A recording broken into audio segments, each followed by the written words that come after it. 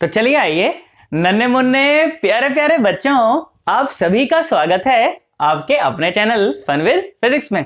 तो बेटा कॉपी और पेन लेके भाई साहब एकदम ढंग से तैयार होकर बैठ जाओ, क्योंकि आज की चर्चा होने वाली है बहुत ही ज्यादा जबरदस्त। ठीक है, और बेटा आज की जो चर्चा है वो स्ट्रिक्टली फॉर जेई एडवांस के लिए रहेगी। ठीक है, क्योंकि जेई मेंस में और नीट में इस तरह के प्रॉब्लम्स नहीं पूछे जाते हैं। ठीक है, आज हम लोग बात करने वाले हैं variable refractive index types problem की। ठीक है, कि अगर किसी मीडियम का जो रिफ्रैक्टिव इंडेक्स है अगर वो कांस्टेंट ना रहकर अगर वेरी करना शुरू कर दे, अलोंग एक्स एक्सिस वेरी करना शुरू कर दे या अलोंग वाई एक्सिस वेरी करना शुरू कर दे, है ना, तो फिर किस तरह से अपने को प्रॉब्लम को टैकल करना चाहिए, ये सारी बातें इस वीडियो में मैं आपके साथ करूंगा।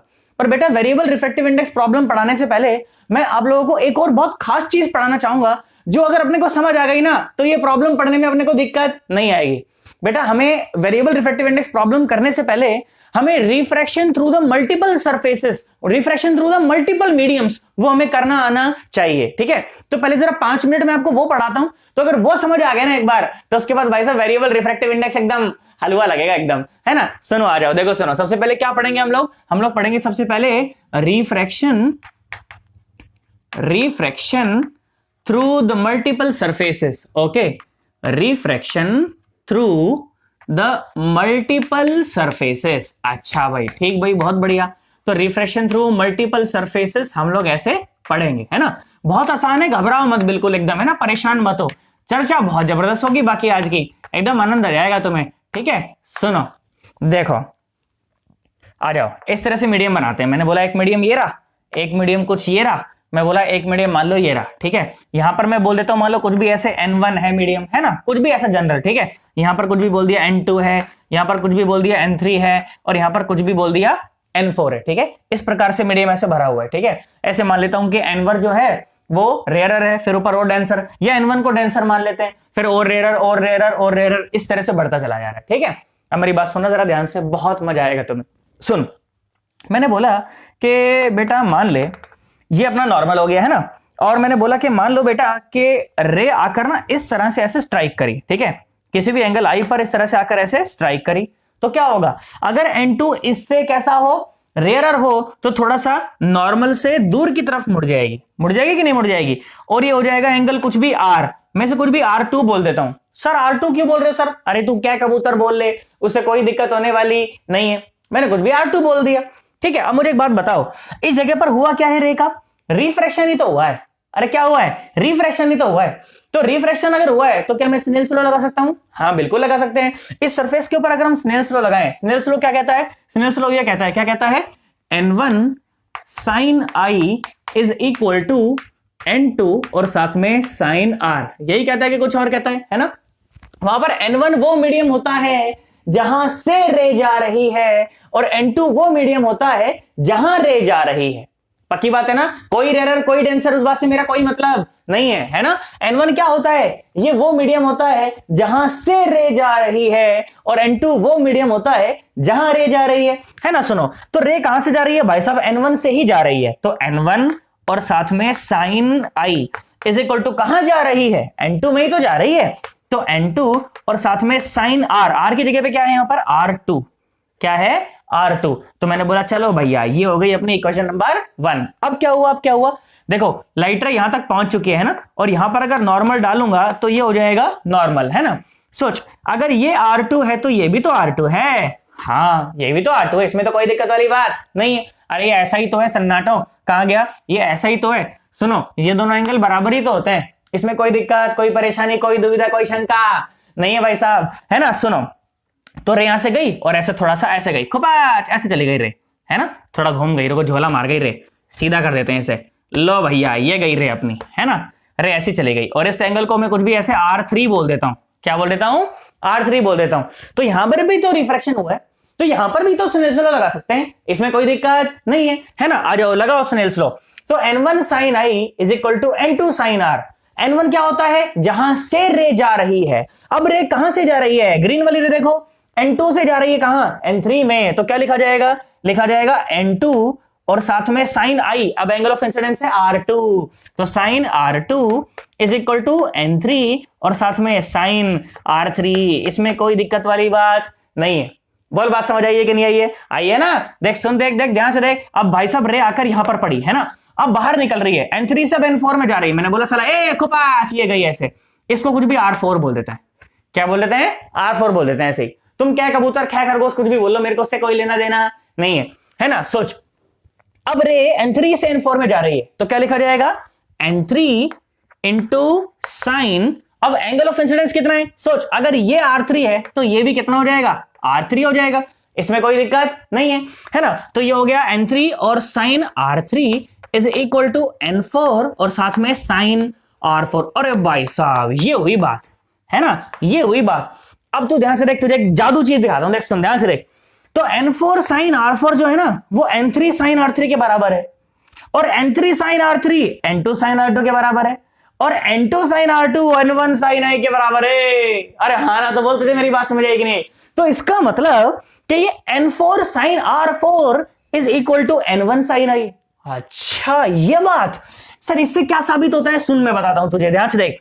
क्या मैं बोला N4 sine R4 N3 sign R3 के बराबर है, N3 sign R3 N2 sign R2 के बराबर है, N2 sign R2 N1 sine I के बराबर है। तो इसका मतलब N1 sine I is equal to N4 और साइन R4। अच्छा जी ये बात, मैंने कहा हाँ जी ये बात है ना।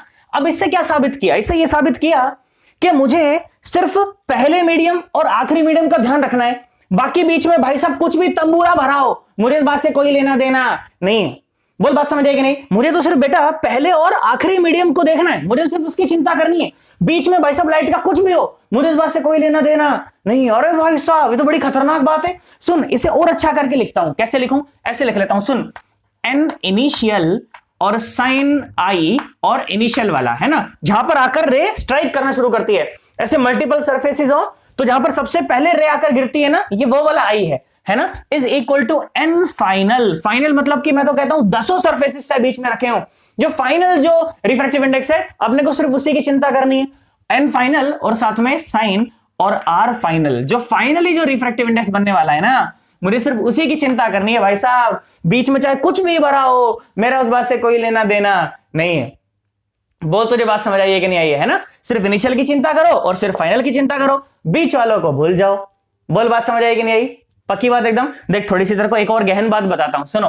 देखो क्या बोला गया कि मान लीजिए इस तरह से कुछ अपने पास सरफेसेस हैं, ठीक है? इस तरह से बोला गया कि मान लीजिए कुछ सरफेसेस हैं और यहां पर जो रिफ्रैक्टिव इंडेक्स है ना, बोला गया मान लीजिए 2 है, ठीक है? और यहां पर जो रिफ्रैक्टिव इंडेक्स है वो 1 है, ठीक है? और यहां पर जो रिफ्रैक्टिव इंडेक्स है बोला गया मान लीजिए 1.2 है, और यहां पर रिफ्रैक्टिव इंडेक्स है √2। बच्चा बोला ठीक है सर कोई दिक्कत नहीं है ना? मैंने बोला कि बेटा मान लो कि ये जो रे है ना, ये रे ऐसे एंटर करती है इसके अंदर और 45 डिग्री के एंगल पर ऐसे एंटर करती है, ठीक है?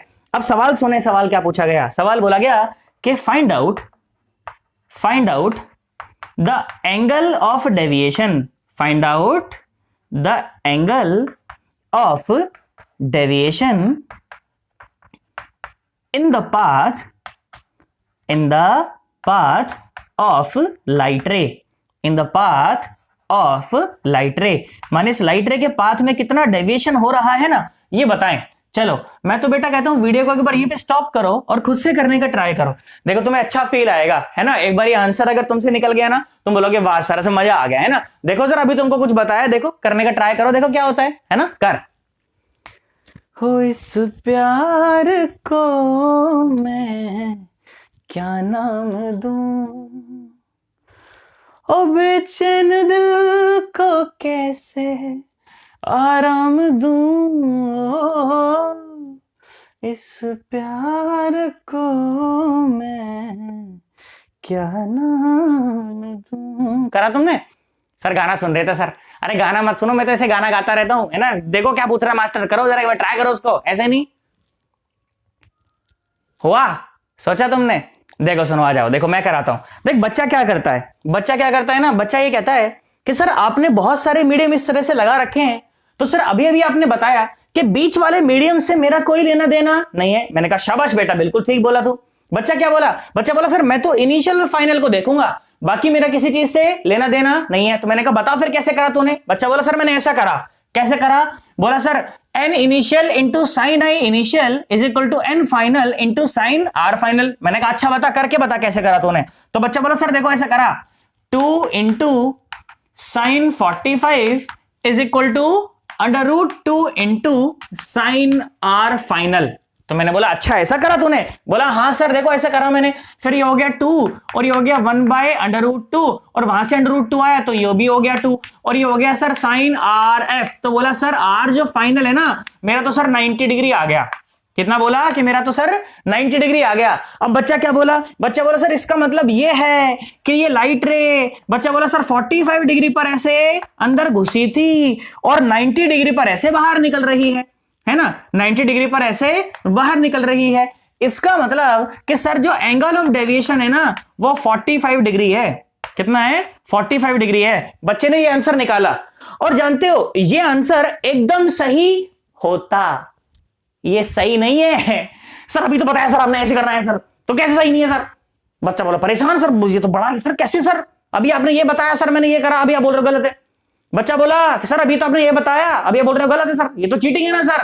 मैं बोला देख बेटा थोड़ी सी तूने ना गलती कर दी, थोड़ी सी तूने गलती कर दी। देखिए गलती है, ध्यान सुन। तो बेटा ये रे देख कैसे जा रही, 2 से 1 तक जा रही है, मतलब कि डेंसर से और रेयरर में जा रही है। अच्छा तो जब डेंसर से रेयरर में जाती है तो क्या एक अंदर फंसने का भी खतरा पैदा हो सकता है क्या? क्या टीआईआर भी हो सकता है क्या? और यार सर बोला सर ये गलती हो गई सर मुझसे, मैं देखना भूल गया सर, है ना। बेटा जब भी लाइट रे डेंसर से रेयर मीडियम में जा रही हो, जब भी लाइट रे डेंसर से रेयर मीडियम में जा रही हो तो इस बात की हमेशा पुष्टि कर लें, इस बात को हमेशा चेक कर लें, उसको रीचेक कर लें कि कहीं लाइट रे अंदर ही तो नहीं फंस गई उसी मीडियम में, ऊपर गई भी है कि नहीं गई। तो बच्चा बोला हाँ सर चेक करता हूं। कैसे चेक करते हैं? क्रिटिकल एंगल निकालो, है ना, इस जगह पर देखो, इस जगह पर देखो, क्रिटिकल एंगल निकाल के देखो। तो अगर तुम क्रिटिकल एंगल निकालोगे ना थीटा सी, तो वो कितना आएगा? Sine inverse n c by n b, छोटा रिफ्रैक्टिव इंडेक्स बटे बड़ा रिफ्रैक्टिव इंडेक्स 1/2। तो ये कितना आया? 30 डिग्री आ गया। कितना आ गया? 30 डिग्री। मतलब कि अगर ये जो एंगल है अगर ये 30 डिग्री से ज्यादा रहेगा तो रे अंदर जाने वाली नहीं है, रे तो वापस आ जाएगी। और ये एंगल कितना है? 45। तो भाई साहब ये रे अंदर गई नहीं, ये रे ऐसे आ गई वापस, ये रे घुसी नहीं ऊपर भाई साहब, ये रे यहीं से वापस आ गई। तो कितना घूमी? सोच सोच सोच, ध्यान से देख। तो रे को जाना था ऐसा पर गई ऐसा, तो भाई साहब इतना घूम गई ना। तो कितना घूम गई? तो भाई साहब डेल्टा कितना आ गया? डेल्टा आ गया भाई साहब 90 डिग्री। कितना आ गया? 90 डिग्री। ये 45 डिग्री सही आंसर नहीं है। सर क्यों कराया फिर? ये तुझे मैंने एक बात सिखाने के लिए कराया कि बेटा हमेशा बहुत सारे मीडियम देखकर चुपचाप से एक्साइटेड मत हो जाना कि मेरे को तो ये फॉर्मूला आता है मैं तो ये कर लूंगा। भाई साहब ये फॉर्मूला कब वैलिड है? This is valid only when there is no TIR, only when there is no TIR। भाई साहब TIR का हमेशा चेक करें, हमेशा पुष्टि करें TIR की। अगर TIR नहीं है तब तो ये फॉर्मूला वैलिड है, और अगर TIR हो रहा है तब ये फॉर्मूला वैलिड नहीं है। भाई साहब बोल बात समझ आई कि नहीं? इसीलिए तेरे से गलती कराई आज, है ना। तुझे गलती कर दी है तूने एक बार आज, तो आज के बाद तू गलती नहीं करेगा, है ना। यही फंडा होता है भाई साहब, जो भी गलती करनी है ना अपनी टेबल पर बैठकर अपने घर में ही गलती कर लो। एग्जाम में गलती करने की कोई गुंजाइश नहीं है, मैं छोड़ूंगा ही नहीं भाई साहब। सारी पॉसिबिलिटी तेरी भी कवर करा देता हूं, है ना। गलती करनी नहीं एग्जाम के अंदर, बिल्कुल एकदम। बोल बात समझ आई कि नहीं आई? सोच ले, जानबूझ के कराई थी गलती तेरी, सारा गलती कराई सर, मेरा नोटबुक खराब करा दी, मेरा नोट्स खराब करा दी सर आपने। रफ कॉपी में बनाया करो पहले नोट्स, समझ रहे हो ना। ज्यादा सियाना बनने की जरूरत नहीं है, ठीक है। बाद में उसको दोबारा नोट किया करो, उसमें फिर में अच्छा लगेगा, है ना। जब दोबारा नोट करते हैं ना तो उसी बने रिवीजन हो जाता है अपना। बार बार नोट बनाऊं मैं अब, है ना, करना पड़ेगा भाई साहब, बार बार लिख लिख के देखना पड़ेगा, घिसना पड़ेगा खुद को, तब होगा सिलेक्शन अपना, ठीक है ना। चल एकदम से इसका मस्त सा एकदम स्क्रीनशॉट ले ले, उसके बाद फिर मैं चर्चा को और आगे बढ़ाता हूं, ठीक है। कर लो, आ जाओ बेटा सुनो। अब हम चर्चा करते हैं अपने variable refractive index type problem की, ठीक है। और एकदम सवाल के माध्यम से मैं तुझे समझाता हूं, देख बिल्कुल आसान चीज होती है, कोई मुश्किल चीज नहीं होती, बस अपनी थोड़ी सी बुद्धि काम करनी चाहिए, ठीक है। सुन जरा, देख ध्यान से देख। तो क्या सवाल बोला गया सुनो, जेई का एक क्वेश्चन था ये, है ना, 10 मार्क्स में पूछा गया था। जिस टाइम पे सब्जेक्टिव होता था ना तो 10 मार्क्स में भाई साहब पूछा गया, जेई का क्वेश्चन था, ठीक है। बिल्कुल उसे उठाते हैं, सुनो जरा ध्यान से। देखो क्या सवाल बोला, बोला कि बेटा इस तरह से ना, बोला गया कि कोई रीजन है, ठीक है। बोला गया इस तरह से एक रीजन है ना, मान लीजिए कि ये एक्स एक्सिस रही होगी कुछ भी ऐसे, और बोला कि ये वाई एक्सिस है, ठीक है। और इधर का जो रीजन है ना, जिधर एक्स और वाई दोनों पॉजिटिव है, ठीक है, इधर वाले रीजन में बोला गया कि जो रिफ्रैक्टिव इंडेक्स है ना वो इतना है, कितना, k y to the power 3/2 plus 1 और 1/2, पूरे का जो पावर है वो कितना है 1/2। तो क्या बोला गया, सवाल क्या बोला गया, सवाल बोला गया कि द लाइट रे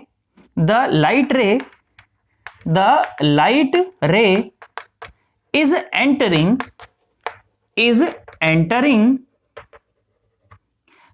in this region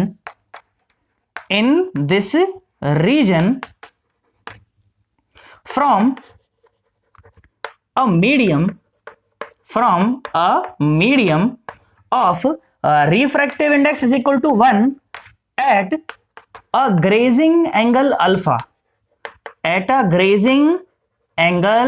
अल्फा, ठीक है, एक ग्रेजिंग एंगल अल्फा के ऊपर एक लाइट रेस मीडियम के अंदर एंटर कर रही है। और सवाल में यह भी बोला गया था कि k इज इक्वल टू 1 है, ठीक है, सवाल में क्या बोला गया था कि जो k है ना कांस्टेंट, ये 1 है, ठीक है। क्या बोला गया सवाल में, फिर सवाल क्या पूछा गया, सवाल पूछा गया कि ड्रॉ द ट्रेजेक्टरी, इस तरह से बोला गया कि find out the equation of trajectory, ठीक है, find out the equation of trajectory, ठीक है, क्या बोला गया, find out the equation of trajectory of light, ठीक है, find out the equation of trajectory of light, ठीक है। ट्रेजेक्टरी माने एक ऐसी मैथमेटिकल इक्वेशन जो कि लाइट के पाथ को बताएगी, है ना, उसे क्या बोला जाता है, इक्वेशन ऑफ ट्रेजेक्टरी बोला जाता है ना। प्रोजेक्टाइल में भी तो पढ़ा था इक्वेशन ऑफ ट्रेजेक्टरी, है ना, एक ऐसी मैथमेटिकल इक्वेशन जो कि पार्टिकल के पाथ को बताती थी, उसे क्या कहा जाता था, इक्वेशन ऑफ ट्रेजेक्टरी कहा जाता था। याद है कि नहीं याद है, y is equal to x tan theta minus j²/2 u² cos square theta. अरे हाँ ना बोलो सन्नाटो, याद है कि नहीं याद है ना, सुन जरा देख, ध्यान से देख। तो क्या सवाल बोला गया कि भाई साहब लाइट जो है ना वो एक ऐसे मीडियम से एंटर करती है इसके अंदर जिसका रिफ्रैक्टिव इंडेक्स है 1। बोला ठीक है, मतलब यहां से मैंने बोला कि लाइट रे मान लो ऐसे एंटर कर रही, ठीक है, ऐसे मान लो कि लाइट रे एंटर कर रही है और ग्रेजिंग एंगल कितना दे रखा है, अल्फा। बेटा यहां पर देखो थोड़ा सा पेच है, यहां पर थोड़ा सा झोल है, सुनो। ग्रेजिंग एंगल अल्फा का मतलब है कि ये जो अल्फा है ना, ये जो अल्फा है, this is nearly equal to 90, ठीक है, this is nearly equal to 90। तो सर ये नियरली इक्वल टू 90 क्यों दिया है, 90 क्यों नहीं दे रहे थे, क्योंकि बेटा अगर अल्फा 90 होता तो लाइट रेस मीडियम के अंदर एंटर नहीं करती, सीधा निकल जाती, एक्स एक्सिस में सीधा निकल जाती। तो अगर हल्का सा 90 से कम हुआ तो लाइट रे ऊपर की तरफ बेंड कर जाएगी कि नहीं कर जाएगी, इसीलिए अल्फा को 90 ना देकर नियरली इक्वल टू 90 दिया, अपन उसको 90 मान के आगे बढ़ जाएंगे, ठीक है। पर ग्रेजिंग एंगल का मतलब क्या होता है कि 90 से हल्का सा कम है ताकि लाइट रे उस मीडियम के अंदर एंटर कर सके। तो एक बात तो ये हो गई, ऊपर से क्या बोला, के की वैल्यू 1 है और जिस रीजन से ये जा रही है वहां पर रिफ्रैक्टिव इंडेक्स कितना है, 1 है, ठीक है, वहां का रिफ्रैक्टिव इंडेक्स कितना है भाई साहब, 1 है। बोला ठीक है सर कोई बात नहीं सर 1 है, बात समझ आ गई। अब ध्यान से देख, तो क्या देखा मैंने कब, देख सुन, इस रिफ्रैक्टिव इंडेक्स की थोड़ी सी चर्चा करते हैं, देखो सुनो, इसे समझो जरा एक बार, देखो तो एक्स में आप इधर उधर घूम के आ जाओ, है ना, मैंने बोला मान लो सुंदर कन्या, यहां पर एक सुंदर कन्या छोटी सी प्यारी सी, है ना, ऐसे चले, वो एक्स एक्सिस में ऐसे चले, तो देखो एक्स एक्सिस में अगर चलेगी तो रिफ्रैक्टिव इंडेक्स चेंज होने वाला नहीं है, मतलब यहां पर भी उतना है, यहां पर भी उतना है, यहां पर भी उतना है, यहां पर भी उतना है, यहां पर भी उतना, सब जगह उतना ही। पर जैसे जैसे आप y एक्सिस में ऊपर बढ़ना शुरू करते हो तो रिफ्रैक्टिव इंडेक्स धीरे धीरे बढ़ता चला जाता है ना। देख k y⁻³ + 1 और उसका पावर हाफ, मतलब जैसे जैसे y बढ़ेगा तो रिफ्रैक्टिव इंडेक्स बढ़ेगा, मतलब जैसे जैसे आप ऊपर की तरफ जाओगे तो रिफ्रैक्टिव इंडेक्स बढ़ता चला जाएगा। इसका मतलब कि आप डेंसर मीडियम में जा रहे हो, जैसे जैसे आप ऊपर जा रहे हो आप कहां जा रहे हो, डेंसर मीडियम में जा रहे हो। अच्छा तो ध्यान से देख, तो लाइट रे रेयरर से डेंसर मीडियम में जा रही है हमेशा, और डेंसर और डेंसर और डेंसर और डेंसर और डेंसर और डेंसर। अच्छा तो मतलब डेंसर मीडियम में जा रहे हो तो टीआईआर होने की पॉसिबिलिटी तो खत्म ही हो गई, है ना, टीआईआर तो हो ही नहीं सकता। इसका मतलब मैं अपना वो पुराना वाला फॉर्मूला लगा सकता हूं, याद रखना, इसलिए पढ़ाया था तुम्हें, है ना, और इसलिए बताया भी था कि टीआईआर को हमेशा चेक करना कि टीआईआर तो नहीं हो रहा कहीं, पर टीआईआर तो नहीं हो रहा यार, है ना, हमेशा कहां जा रही है लाइट रे, कहां जा रही है, denser denser denser denser denser denser denser denser. तो भाई सब टीआईआर होने की कोई पॉसिबिलिटी नहीं। बोला ठीक है सर कोई बात नहीं। अब देख मैंने क्या बोला, देख ध्यान से देख, तो जब और डेंसर में जाएगी तो क्या लाइट रे नॉर्मल की तरफ मुड़ने शुरू हो जाएगी क्या, हाँ ना बोल यार, कैसे मुड़ेगी लाइट रे, ऐसे नॉर्मल की तरफ मुड़ जाएगी, है ना, बार बार ऐसे, और फिर स्ट्रेट निकल जाएगी फाइनली। बात समझ आती है कि नहीं आती है, सोच ले। तो मैं क्या बोला, है ना, ये लाइट रे ऐसे, ये लाइट रे ऐसे जा रही है ऐसे, क्योंकि क्या हो रहा है, क्योंकि रिफ्रैक्टिव इंडेक्स लगातार बढ़ता चला जा रहा है ना, तो लाइट रे का पाथ ऐसा हो गया। बात समझ आती है ना। अब सवाल क्या बोला, देख ध्यान से देख, मैंने क्या बोला, मैंने कहता कहीं भी y ऊपर जा, कहीं भी y ऊपर जाकर आप एक dy मोटी पट्टी मान लें, ठीक है, एक dy मोटी पट्टी मान लें, ठीक है। ये dy इतना कम है कि भाई साहब रिफ्रैक्टिव इंडेक्स चेंज नहीं करेगा उसके अंदर, ठीक है, क्योंकि y में ऊपर ऊपर जाओगे तो रिफ्रैक्टिव इंडेक्स चेंज करेगा कि नहीं करेगा, पर ये dy इतना कम है कि रिफ्रैक्टिव इंडेक्स चेंज करने वाला नहीं है ना। अब मेरी बात सुनना जरा ध्यान से, देखो मैं क्या करा, मैं यहां पर ना क्या करता हूं, टेंजेंट ड्रॉ कर देता हूं, इसको मान के ना ऐसे यहां पर एक ऐसे टेंजेंट ड्रॉ कर देता हूं। और ये टेंजेंट क्या है, ये टेंजेंट इस जगह पर मुझे लाइट की डायरेक्शन बता रही है ना, इस जगह पर मुझे क्या बता रही है, लाइट की डायरेक्शन बता रही है। बोल बात समझ आई है कि नहीं आई, है ना। इस एंगल को मैंने कुछ भी थीटा बोल दिया, है ना।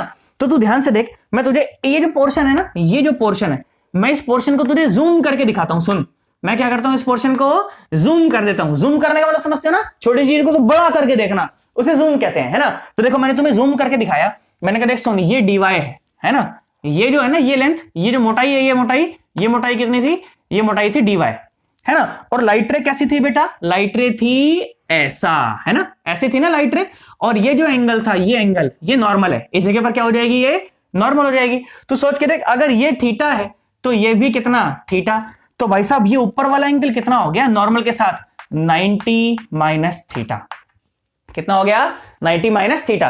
तो सोच के देख, तो लाइट रे भाई साहब अल्फा पर एंटर करी, अल्फा कितना है 90, नियरली इक्वल टू 90, तो अल्फा पर एंटर करी और इस जगह पर ये एंगल कितना बना रही है, थीटा बना रही है। तो क्या मैं वो पुराने वाला फॉर्मूला इस्तेमाल कर लूं, n initial into sine i initial is equal to n final into sine r final, है ना। देख यूज करते हैं, आजा देख मजा आ जाएगा एकदम, है ना। तो n इनिशियल कहां से जा रही है, 1 से जा रही है ना, 1 into sine initial grazing angle alpha तो 90 ही है ना, is equal to n final. अच्छा, इस जगह पर इस विड्थ में यहां देखो रिफ्रैक्टिव इंडेक्स कितना हो जाएगा, सुनो k की वैल्यू तो 1 ही है ना, और यहां पर y तो y ही है, तो रिफ्रैक्टिव इंडेक्स कितना हो गया, ये हो गया y to the power 3/2 plus 1 और पावर हाफ, है ना। This will be the refractive index in this layer, ठीक है। इस लेयर के रिफ्रैक्टिव इंडेक्स की बात कर रहा हूं मैं बेटा, है ना। इस लेयर में रिफ्रैक्टिव इंडेक्स कितना हो जाएगा, n is equal to k तो 1 हो गया ना, k तो सवाल में दिया ही था 1, तो 3/2 प्लस 1 और पावर 1/2।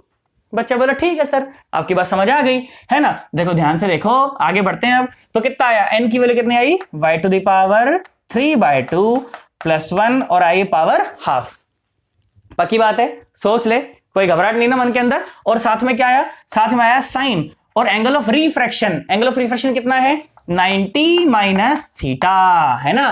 देख ध्यान से देख, तो 1 ही हो गया, है ना, ये तो 1 ही हो गया। और सामने क्या है, y to the power 3/2 plus 1 और पावर हाफ, और साथ में साइन 90 माइनस थीटा, क्या हो जाएगा, ये हो जाएगा भाई साहब कॉस थीटा, ये हो जाएगा कॉस थीटा। तो भाई साहब cos theta is equal to कितना आ गया, कॉस थीटा आ गया 1 और divided by y to the power 3/2 plus 1 और पावर आ गई हाफ, और पावर आ गई हाफ। अब भाई साहब मैं यहां पर फंस गया, है ना।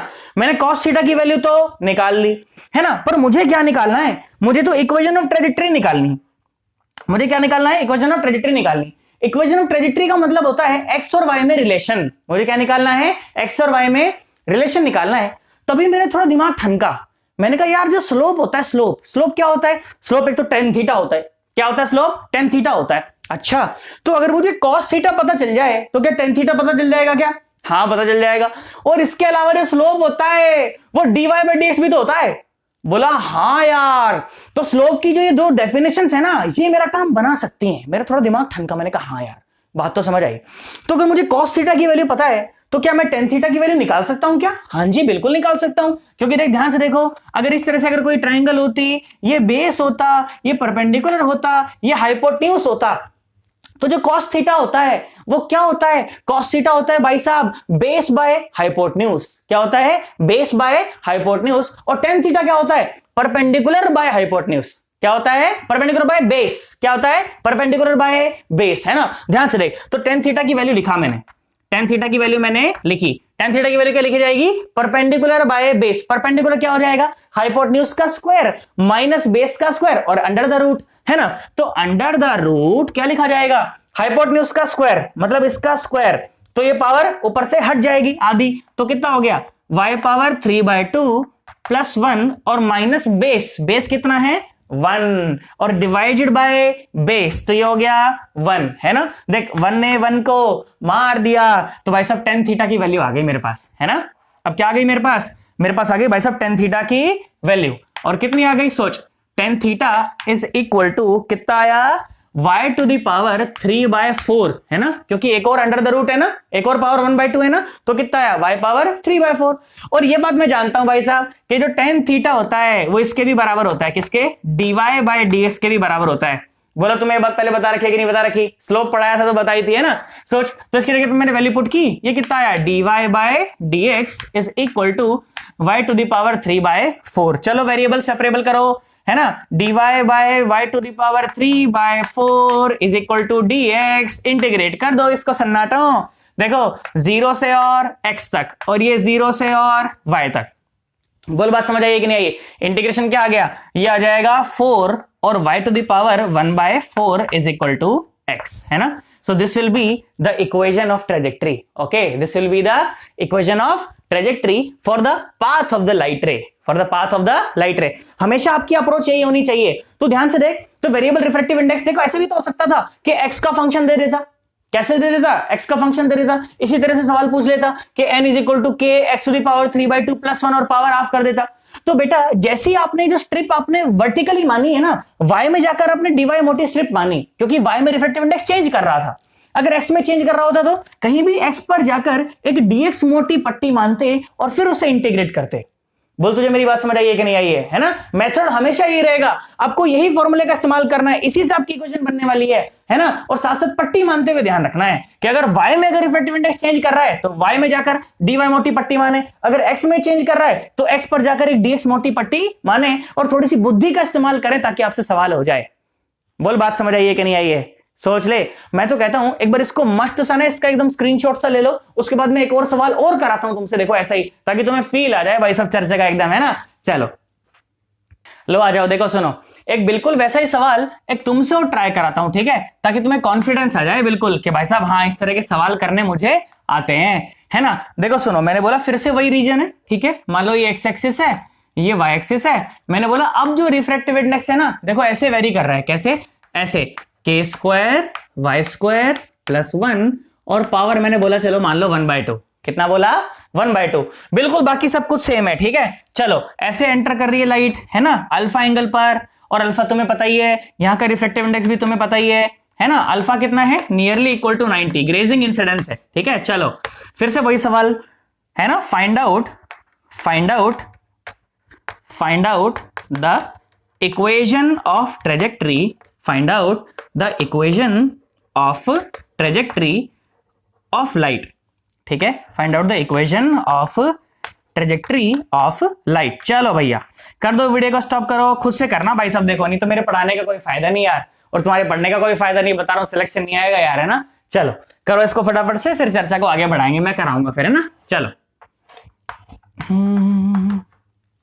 मिले हो तुम हमको बड़े नसीबों से, गाना मत सुनो, स्टॉप करके सो आगे बढ़ो, मेरी तो आदत है मैं खाली नहीं खड़ा रह सकता, इसलिए मैं गाना गाने लग जाता हूं भाई साहब, है ना। करो चलो, चुराया है मैंने किस्मत की लकीरों से, करो सन्नाटो, हुआ है कि नहीं हुआ तुमसे, हो गया ना। कमेंट करो नीचे आंसर, पहले कमेंट करो उसके बाद आगे बढ़ना, कर दिया, सोच लो। और देखो यहाँ पर तुम्हें एक लाल रंग का बटन नजर आ रहा होगा ना, इस पर जोर से चप्पल फेंक के मारो भाई साहब, है ना। और वीडियो को लाइक जरूर करके जाना अगर समझ आया तो, ऐसे मत भाग जाना, ठीक है। चलो मैं कर रहा हूं, देख सुन, वही सवाल है बिल्कुल एकदम, है ना, कुछ है ही नहीं। देखो जैसे जैसे वाई में ऊपर जाओगे, है ना, धीरे धीरे डेंसर होता जा रहा है मीडियम, तो टीआईआर का तो सवाल ही नहीं है, और वाई में रिफ्रैक्टिव इंडेक्स चेंज हो रहा है ना। तो देखो पाथ तो लाइट रे का ऐसा ही होने वाला है ना, पाथ तो लाइट रे का ऐसा ही होने वाला है। तो करना क्या है भाई, कहीं भी y ऊपर जाना है और एक dy मोटी पट्टी ऐसे मान लेनी है ना। ऐसे क्या करना है, एक dy मोटी पट्टी ऐसे मान लेनी है, और फिर क्या करना है, फिर इसके ऊपर एक टेंजेंट डालनी है चुपचाप से, एकदम शरीफों की तरह, है ना। ऐसे एक टेंजेंट डालोगे तो टेंजेंट हमें क्या देगी, वो हमें इस जगह पे लाइट की डायरेक्शन देगी, है ना। और अब सुनो, इसे तुम्हें जूम करके एकदम बाहर निकाल के दिखाता हूं मैं तुम्हें, ठीक है। इसे अपन क्या करते हैं, इसे अपन जूम करते हैं। तो भाई साहब हमने इसे जूम कर दिया, खुपाच साला, ये लो जूम हो गया, है ना। और ये मोटाई कितनी है, ये मोटाई हो गई है dy, ठीक है। ये एंगल मान लिया गया था थीटा, है ना। और लाइट रे जा रही थी, इससे जा रही है भाई साहब, और ये रही हमारी नॉर्मल, है ना। ये रही हमारी नॉर्मल, और अगर ये एंगल थीटा है तो ये एंगल कितना है, ये एंगल है 90 माइनस थीटा। क्या बिल्कुल सेम सेम कैलकुलेशन है क्या? घबराने की कोई आवश्यकता नहीं है ना। आ जाओ, an initial into sine alpha, तो वो तो 90 डिग्री होने वाला है ना, वो तो 90 डिग्री होने वाला है, और साथ में इस जगह का रिफ्रैक्टिव इंडेक्स बोल कितना आएगा, ये आ जाएगा, के की वैल्यू तो 1 है ना, तो ये आ जाएगा वाई स्क्वायर प्लस 1 और पावर आई हाफ, पावर आ गई हाफ, कोई दिक्कत ही नहीं उसके अंदर, नॉर्मल बात है एकदम, है ना। सुन, तो ये आ गया कितना, वाई स्क्वायर प्लस 1 और पावर हाफ, और साथ में साइन और कितना 90 माइनस थीटा, 90 माइनस थीटा, इसमें कोई दिक्कत वाली बात नहीं है ना। तो ये हो गया, देख सुन, 1 इज इक्वल टू कितना हुआ, वाई स्क्वायर प्लस 1 और पावर हाफ, और साथ में कॉस थीटा, और साथ में कॉस थीटा, तो कॉस थीटा की वैल्यू आ गई, बिल्कुल एकदम सेम सेम चल रही कहानी, परेशान मत हो बिल्कुल भी, है ना। वाई स्क्वायर प्लस 1 और पावर हाफ, क्या निकालू यहां से, टेन थीटा की वैल्यू निकाल लो, है ना, हो गया बस सवाल। टेन थीटा कितना आएगा, ये आएगा अंडर द रूट इसका स्क्वायर, तो कितना आया, वाई स्क्वायर प्लस 1 और माइनस 1 और डिवाइड बाय 1, 1 ने 1 को मार दिया, ये तो ज्यादा सिंपल आया है ना, उससे भी बल्कि सिंपल था। तो tan theta is equal to यहां पर क्या आ गया, वाई आ गया, और मुझे पता है कि टेन थीटा जो होता है ना वो डीवाई बाई डी एक्स के भी बराबर होता है, किसके बराबर होता है, डीवाई बाई डी एक्स के भी बराबर होता है। तो चलो आ जाओ कर दो, उसमें क्या परेशानी है, क्या चंगा पंगा उसके अंदर, है ना। तो ये आया dy बाय dx, और सामने क्या है y, क्या करूं अब, x और y में रिलेशन चाहिए, है ना। तो क्या करेंगे भैया, इंटीग्रेट कर देंगे इसको। तो आ जाओ, सुनो, इंटीग्रेट करा, उससे पहले क्या करना पड़ेगा, वेरिएबल को सेपरेट तो कर लूं। तो चलो आ जाओ, वेरिएबल को सेपरेट कर लो, तो कितना आया, dy by y is equal to dx। चलो आ जाओ, इंटीग्रेट कर दो, ये कितना हो गया, नेचुरल लॉग ऑफ y, और सामने हो गया x। Okay, so this will be the trajectory, बोल बात समझ आइए कि नहीं आइए, this will be the trajectory, natural log of y will be equal to x, है ना। अब इस तरह के बहुतों सवाल तुमसे पूछे जा सकते हैं, बोल पूछ सकते हैं, नहीं पूछ सकते, नॉर्मल बात है, बोल कर सकता है, ये नहीं कर सकता, है ना। ऐसे तुमको लिमिट भी दे सकता है कि भाई y इज इक्वल टू यहां से यहां में रिफ्रैक्टिव इंडेक्स है ना, तो बोलेगा फाइनली एंगल ऑफ डेविएशन बताओ, तो इस तरह के सवाल कर सकते हैं, लिमिट लगाएंगे, सॉल्व कर लेंगे। अरे हाँ ना, बोल बोल बात समझ आइए कि नहीं आइए, है ना। इस तरह के सवाल अपने को वेरिएबल रिफ्रैक्टिव इंडेक्स में पूछे जाते हैं। अभी टफ सवालों में काउंट होते हैं भाई साहब, पर अगर ना लॉजिक क्लियर हो, थोड़ा सा मैथमेटिक्स पे हाथ अगर अच्छा हो, तो अपने को कोई टफ लगने वाला नहीं है। हाँ ना बोल दे भाई साहब, बात समझ आई कि नहीं आई है। मैं पढ़ा रहा हूँ बहुत बड़े ढंग से, है ना, सिंगेस करनी है, साथ में एचसी वर्मा करनी है, and that will be more than enough. ठीक है, आराम से जेईई एडवांस में सिलेक्शन पाएंगे हम, फिर इसकी तरफ से कोई दिक्कत वाली बात नहीं है ना। चलो, तो आज की वीडियो के लिए बेटा मेरी तरफ से इतना ही, अब अपन अगली वीडियो में मिलेंगे, तब तक के लिए बाय बाय, टाटा।